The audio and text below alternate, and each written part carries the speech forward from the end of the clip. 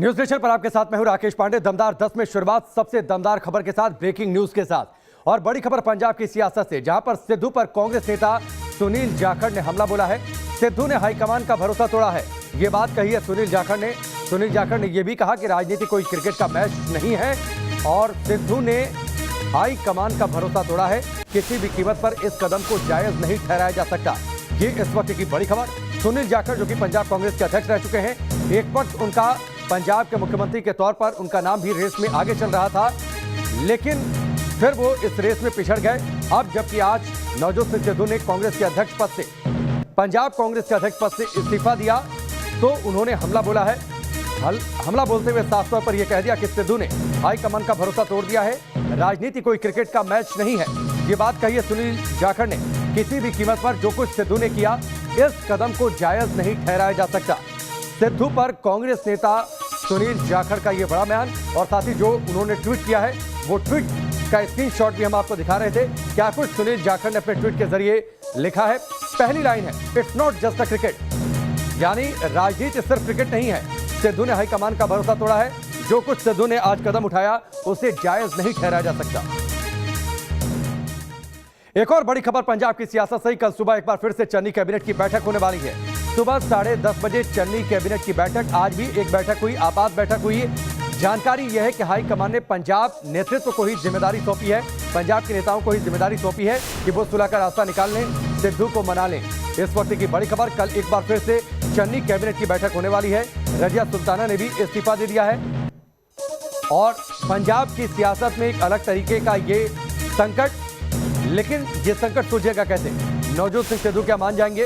मानने की शर्तें क्या होंगी और कैसे मानेंगे?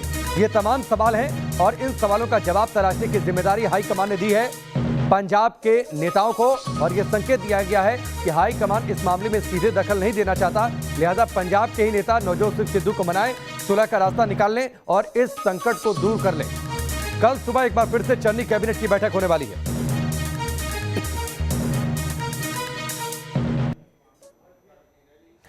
चलिए आगे बढ़ते हैं। दमदार 10 में आज का सबसे बड़ा सवाल कांग्रेस को लेकर ही है। बड़ा सवाल यह कि क्या कांग्रेस टुकड़े टुकड़े हो जाएगी? क्या पंजाब में गुरु ने कांग्रेस का गेम ओवर कर दिया? क्योंकि पंजाब में इस वक्त जो कुछ हो रहा है उससे कांग्रेस में भूचाल है। कप्तान बनने का सपना चकनाचूर होने के बाद सिद्धू ने ऐसी गुगली फेंकी है जिसे कांग्रेस हमेशा याद रखेगी। अध्यक्ष पद से सिद्धू के इस्तीफे के बाद कांग्रेस में इस्तीफों का दौर शुरू हो चुका है। हालत यह है कि अब भी सिद्धू के घर उनके समर्थक नेताओं की बैठक चल रही है। पंजाब की घटना ने एक बार फिर कमजोर हो चुकी कांग्रेस लीडरशिप की पोल खोल कर रखती है। सवाल यही है कि अब पंजाब में क्या होगा, क्योंकि क्लाइमैक्स अभी बाकी है। सिद्धू को जब मैं कह रहा हूं कि अनस्टेबल, तो उन्होंने कोई रिएक्शन तो होगा ही। नवजोत सिद्धू है, आप मिसगाइडेड मजाइल है। कांग्रेस पार्टी खुद अपनी चालबाजी की चक्रव्यूह में चकनाचूर हो रही है। कांग्रेस डूबती हुई नाव है। खत्म, bye bye, tata, goodbye, गया। उर्दू जबान का मशहूर शेर है, ना खुदा ही मिला ना बिसाले सनम, ना इधर के रहे ना उधर के रहे। हिंदी में कहते हैं ना, घर के रहे ना घाट के। कुछ ऐसी ही हालत आज कांग्रेस की है। ऐसा इसलिए कहा जा रहा है क्योंकि पंजाब की पिक्चर इंटरवल के बाद फिर शुरू हो गई है। छोटे से अल्प विराम के बाद द नवजोत सिद्धू शो फिर से शुरू हो गया है। 18 जुलाई को कैप्टन को किनारे करने के बाद सिद्धू ने जो पंजाब कांग्रेस अध्यक्ष की कुर्सी हासिल की थी, उन्होंने मंगलवार को उससे इस्तीफा दे दिया। पंजाब में एक और ड्रामा अनफोल्ड हो रहा है। सिद्धू ने सोनिया गांधी को चिट्ठी लिखकर रिजाइन कर दिया है। सिद्धू ने कहा है कि वो नेता ही क्या जो अपने कैरेक्टर से कॉम्प्रोमाइज कर ले। ये चिट्ठी उन्होंने लिखी है सोनिया गांधी को। अब सवाल ये है कि आपने कैप्टन साहब को ह्यूमिलेट कर दिया, नाराज कर दिया। यहाँ सिद्धू है कि सब कुछ मिलने के बाद भी खुश नहीं हो रहे हैं। चल क्या रहा है? पंजाब कांग्रेस अध्यक्ष पद से इस्तीफा देकर सिद्धू ने एक बार फिर जता दिया कि उन्हें समझना मुश्किल ही नहीं, नामुमकिन है। सिद्धू की पहले कैप्टन के साथ नाराजगी खुलकर सामने आई थी और अब उनके इस्तीफे की वजह पंजाब के मुख्यमंत्री चरणजीत चन्नी से उनकी नाराजगी बताई जा रही है। यह सिद्धू की अजब राजनीति का गजब रंग ही है कि अब तक पंजाब में सब कुछ ठीक होने का दावा कर रही कांग्रेस की बड़ी फजीहत हो रही है। सवाल यही है, क्या यह सिद्धू का नया दाम है? क्या सिद्धू ने सरेंडर कर दिया या फिर गुरु के साथ हो गई गुगली? सवाल यह भी है कि क्या कांग्रेस के हाथ से पंजाब उड़ गया है? क्या टुकड़े टुकड़े हो गई है कांग्रेस? क्योंकि सिद्धू के इस्तीफे के बाद पंजाब कांग्रेस के कोषाध्यक्ष इंदर सिंह चहल के इस्तीफे की खबर आई। सवाल यही है कि पंजाब में आज हुए एपिसोड से क्या सिद्धू के साथ खेला हुआ या फिर खेला कांग्रेस के साथ राहुल और प्रियंका के साथ। पंजाब के इस पिक्चर का कांग्रेस शासित दूसरे राज्यों पर क्या असर होगा, इन सभी मुद्दों को सिलसिलेवार तरीके से समझने की कोशिश करेंगे। कांग्रेस पंजाब में पंजे को मजबूत करने के दावे कर रही थी। आला कमान अपने ही कैप्टन को मुख्यमंत्री पद से आउट कर मास्टर स्ट्रोक बता रहा था। युवा होती कांग्रेस सिद्धू की गुगली की कायल थी। आने वाले चुनावों में चन्नी के संभावित स्ट्राइक रेट से आला कमान की छाती फूली जा रही थी। तभी सिद्धू ने खटाक से इस्तीफा फेंक दिया। इधर सिद्धू ने पंजाब में इस्तीफा फेंका, उधर पार्टी को युवा बना रहे राहुल गांधी को दिल्ली में मीडिया ने घेर लिया। सिद्धू के इस्तीफे की वजह पूछी, सवाल पूछा, लेकिन राहुल चुप रहे। राहुल जी उन्होंने कहा है कि मैं अब कॉम्प्रोमाइज नहीं कर पार्टी के लिए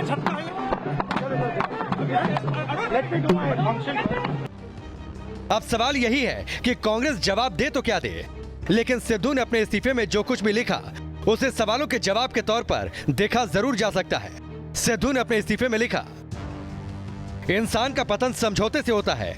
मैं कांग्रेस के भविष्य और पंजाब की भलाई के एजेंडे से कभी समझौता नहीं कर सकता, इसीलिए मैं प्रदेश कांग्रेस कमेटी के अध्यक्ष पद से इस्तीफा देता हूं।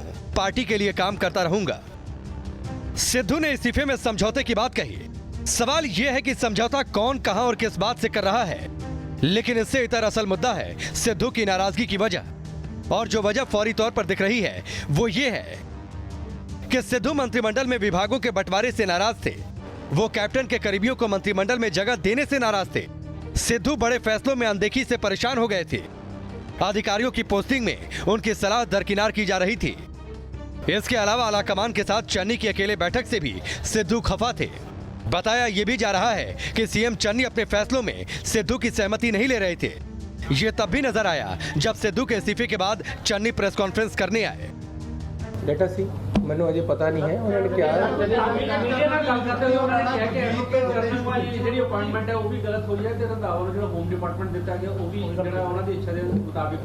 ऐसी सिद्धू साहब नाल बैठ के गल कर लांगे।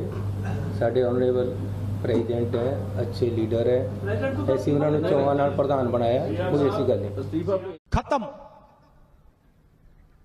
Bye bye, tata, goodbye, गया।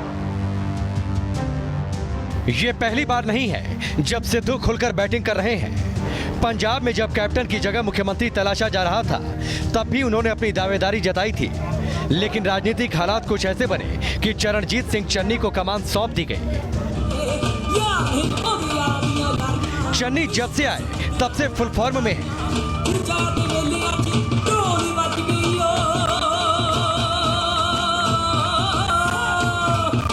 जानकार कांग्रेस के इस कदम को मास्टर स्ट्रोक के तौर पर देख रहे हैं और उनके चेहरे पर चुनाव लड़ने को कांग्रेस के लिए फायदेमंद भी मान रहे हैं। आज के समागम ਨੂੰ चार चैनल लाने वास्ते तो क्या ये समझा जाए कि सिद्धू ने पार्टी पर दबाव बनाने के लिए मौका रहते चौका मारा है? कांग्रेस को काफी लाभ मिलेगा सिद्धू के इस्तीफा।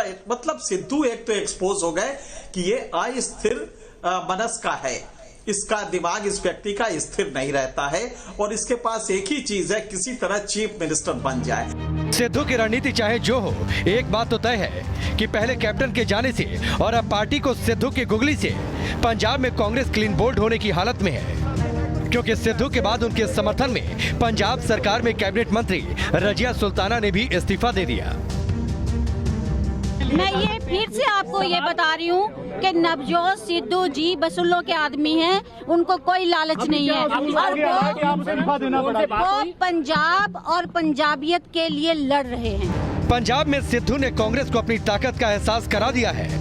देर शाम उनके घर पार्टी के कई विधायकों की बैठक हुई, जिसमें सिद्धू गुट के कई विधायक शामिल हुए।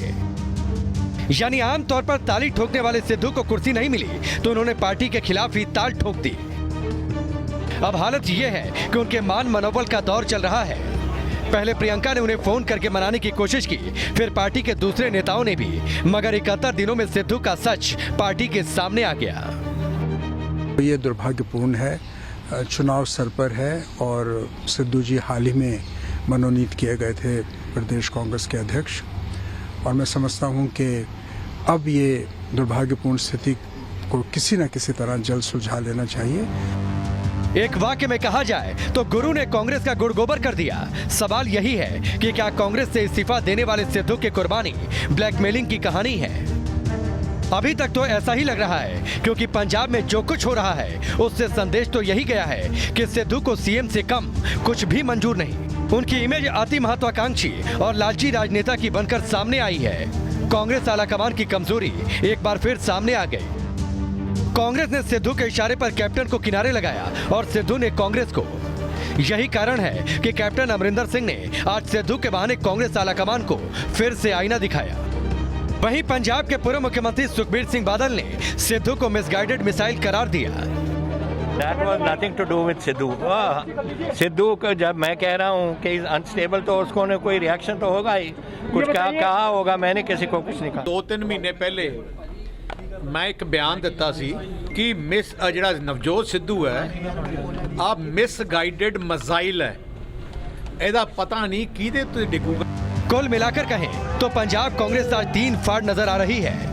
पहला कैप्टन अमरिंदर ग्रुप, दूसरा सिद्धू का समूह और तीसरा चन्नी का गुट। और इसका जिम्मेदार सिर्फ और सिर्फ कमजोर नेतृत्व है। कभी सबसे पुरानी पार्टी का रुतबा रखने वाली कांग्रेस चुनावी नतीजों से लेकर जनता के बीच पहुंच और नेताओं पर अपनी पकड़ तक हर मुद्दे पर बैकफुट जाती नजर आ रही है। गिने चुने राज्यों में सरकार है, वहां भी लगातार उठापटक चल रही है। राजस्थान और छत्तीसगढ़ से हर महीने अंदरूनी खींचतान के इशारे मिलते हैं। कांग्रेस का ये हाल एक दिन में नहीं हुआ। अंदरूनी कलह ने पार्टी को कहीं का नहीं छोड़ा। मध्य प्रदेश में तो कलह के कारण बनी बनाई मजबूत सरकार बिखर गई। अब पंजाब में भी वही हालात बनते जा रहे हैं और हर बार हर जगह कांग्रेस नेतृत्व की कमजोरी खुलकर सामने आई है। एक तरफ राहुल गांधी, कन्हैया और जिग्नेश मेवाड़ी जैसे युवाओं को तरजीह देकर कांग्रेस के रिवाइवल की कोशिश में है, तो दूसरी तरफ उन्हीं की पार्टी के पुराने नेता हाई कमान की नीतियों से खुश नहीं। कन्हैया के पार्टी ज्वाइन करने पर कांग्रेस नेता मनीष तिवारी ने सवाल उठाए। पार्टी धराशायी हो रही है, संगठन बिखर रहा है, कमजोर लीडरशिप के कारण कलह बढ़ती जा रही है। ये बात जितने जल्दी कांग्रेस नेतृत्व को समझ में आएगी, पार्टी के लिए उतना ही फायदेमंद रहेगा। आज देश की सबसे पुरानी पार्टी कांग्रेस हाशिए पर है। बड़ा सवाल यही है कि आगे क्या होगा। Team news nation.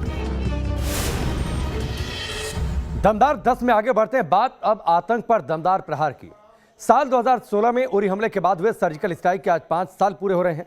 इस बार भी सेना ने आतंक पर बड़ा प्रहार किया है। बीते 7 दिन में 7 आतंकियों को मार गिराया, तो वहीं एक पाकिस्तानी आतंकी को धर दबोचा। इस आतंकी ने पाकिस्तानी सेना, आईएसआई और लश्कर तैयबा की कश्मीर घाटी में जिहाद फैलाने की साजिश को बेनकाब कर दिया है। सेना ने इस ऑपरेशन को कैसे अंजाम दिया और कैसे उस टेरर रूट पर धावा बोला जिस रास्ते आतंकी उरी जैसे बड़े हमले को अंजाम देने के लिए घुसपैठ कर रहे थे, सब कुछ देखिए इस खास रिपोर्ट में।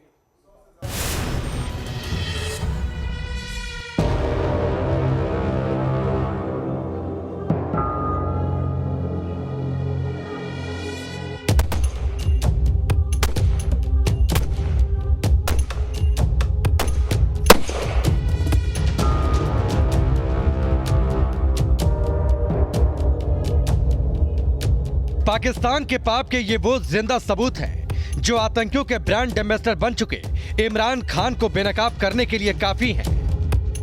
आतंकियों के कब्जे से बरामद हथियारों का ये वो जखीरा है जिससे इमरान की आतंकी टीम कश्मीर और हिंदुस्तान को दहलाने का नापाक मंसूबा लेकर आई थी।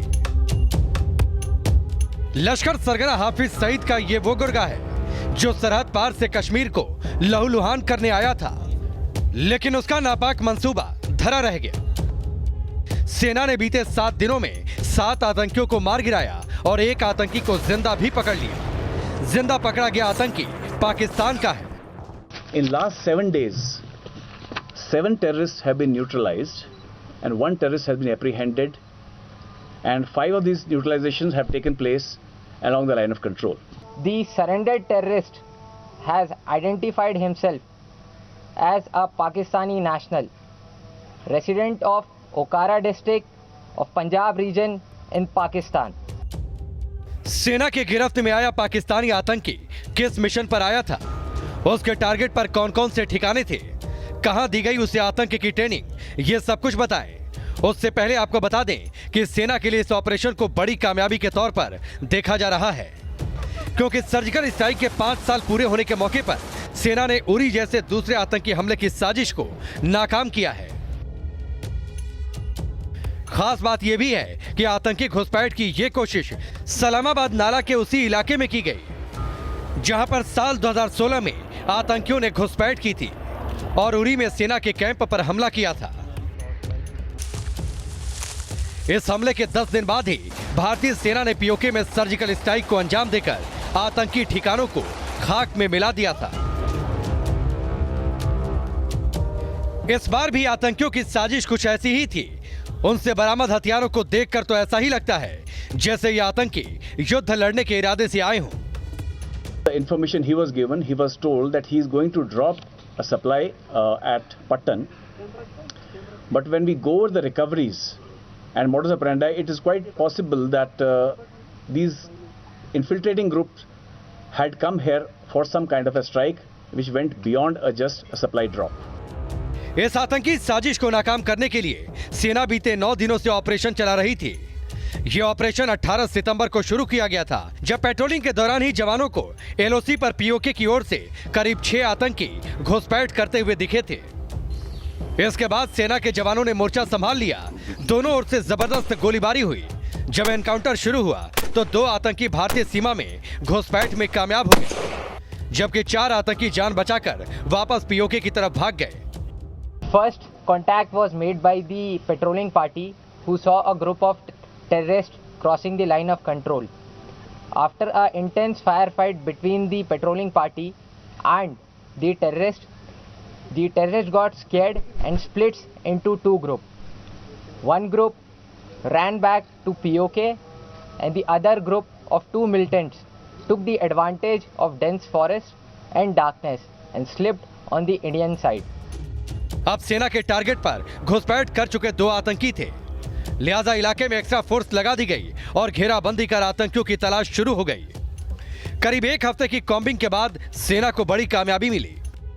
25 सितंबर 2021 की शाम को सेना ने दोनों आतंकियों को घेर लिया और 26 सितंबर की सुबह एनकाउंटर में एक आतंकी को मार गिराया, जबकि दूसरा आतंकी जान बख्श देने के लिए गिड़गिड़ाने लगा। Finally, our troops homed on to these 2 terrorists who were holed up in a nala on the evening of 25th September. Thereafter, an encounter ensued. Out of these 2 terrorists, 1 terrorist was neutralized on the morning of 26th. Once this terrorist was neutralized, his accomplice, he pleaded to us for us to spare his life. There was a lot of shouting. He asked us to spare his life. As is the ethos and value system of Indian Army, we do not use lethal force against any unarmed person. So due precautions were taken and he was taken into own custody.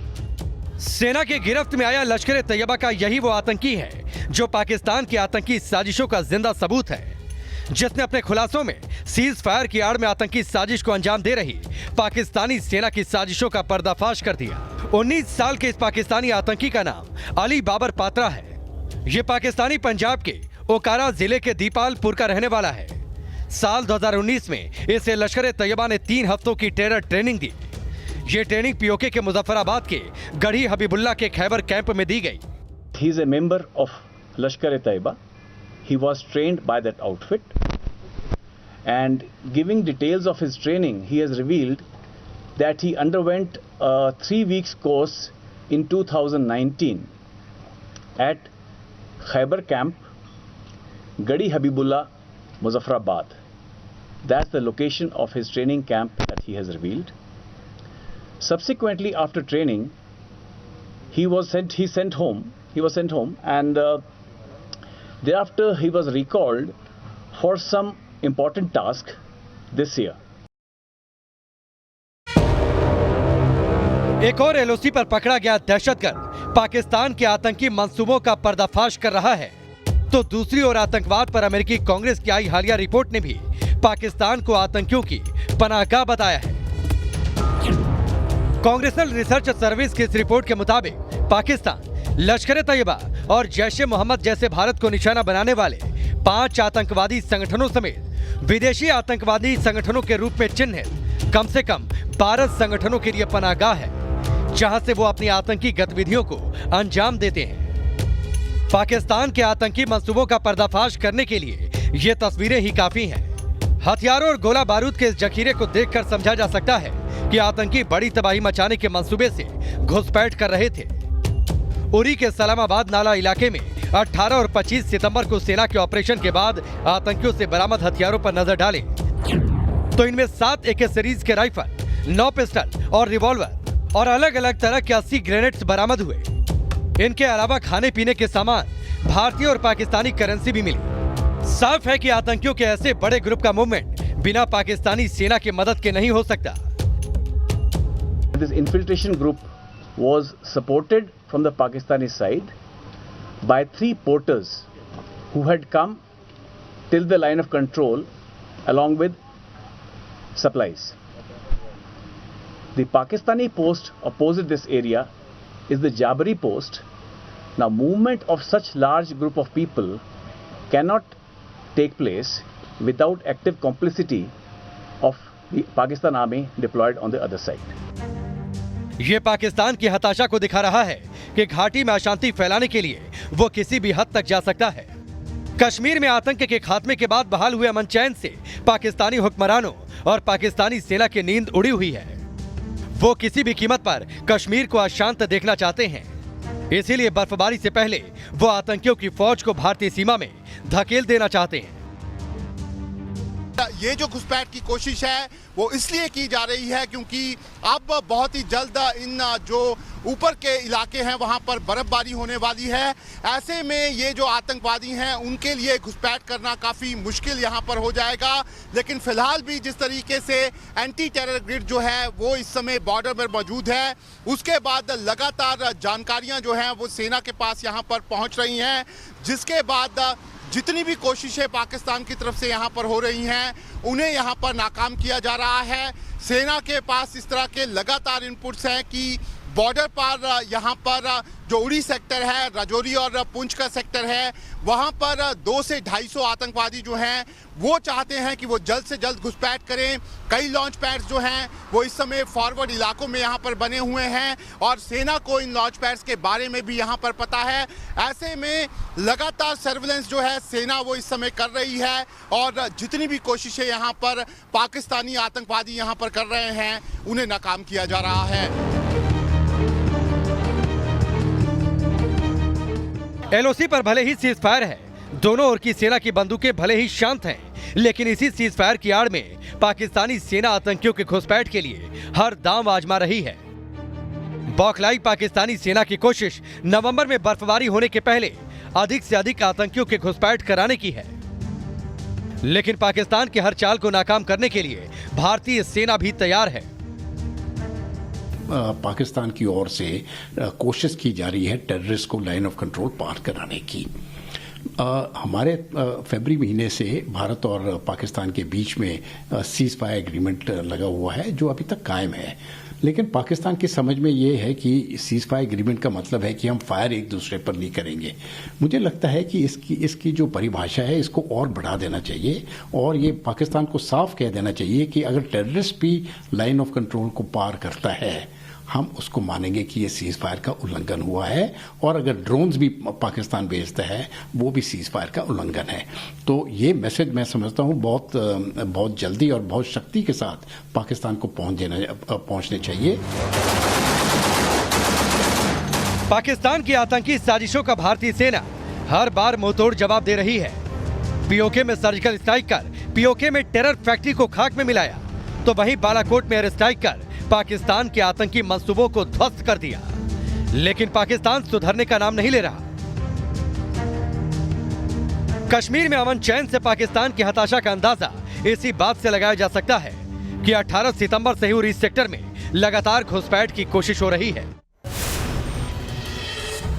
यहां पर रुकेंगे break के लिए, बहुत जल्द वापस लौटते हैं।